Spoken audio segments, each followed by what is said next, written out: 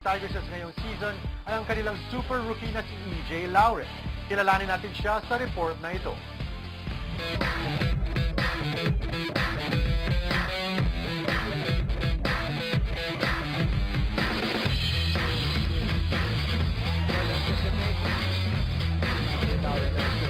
Hi, I'm EJ Laure of the USC Golden Tigers. Before ako mag-volleyball, basketball yung sports ko. Kasi dati, nagka-camp kami sa Alaska. Kasi sinasali kami ni Daddy. Doon na ako natuto mag-basketball, mag-dribble, mag-shoot, at saka yung mga techniques ng basketball. Yung pinaka na-enjoy ko siguro yung finding new friends. Siguro siya yung nag-drag closer ako sa sports kasi syempre nag-sport niya basketball. Tapos dati daw nag-volleyball daw siya. Yung tinuturo sa akin ni Daddy is leadership. Pakinggan ko lang yung words, hindi yung boses. Lahat ng mali ko, sinasabi niya sa akin para itama ko ulit sa training. Minsan sinasabi niya, ang pangat naman ng laro mo. So yun, tinatake ko na lang in challenge yun para next game. Sasabi ko, maganda yung laro ko. Si Daddy yung mentor ko, in the same time, parang captain ko sa buhay. Kasi siya yung nagbibigay sa akin ng advices kung ano yung gagawin. At saka, minomotivate niya ako sa mga ginagawa kong tama. At saka, sinuscold niya ako kapag may mali naman akong ginagawa.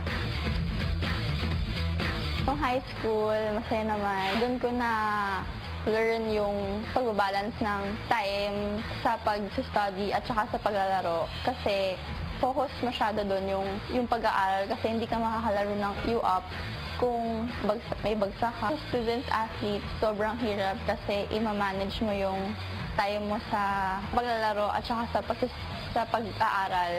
Kasi after ng training, uwi na dito, tapos gagawin pa assignment. Pero yun, kinakaya naman. Napunta ako sa volleyball kasi ayoko yung banggaan. Tinalay ko mag-volleyball para exposure na rin at saka experience. Na-recruit ako sa UST nung naglaro ko ng Takaa, ng grade 6. Tapos yun, nagpalaro na rin ako noon. After noon, titraining na rin ako sa high school.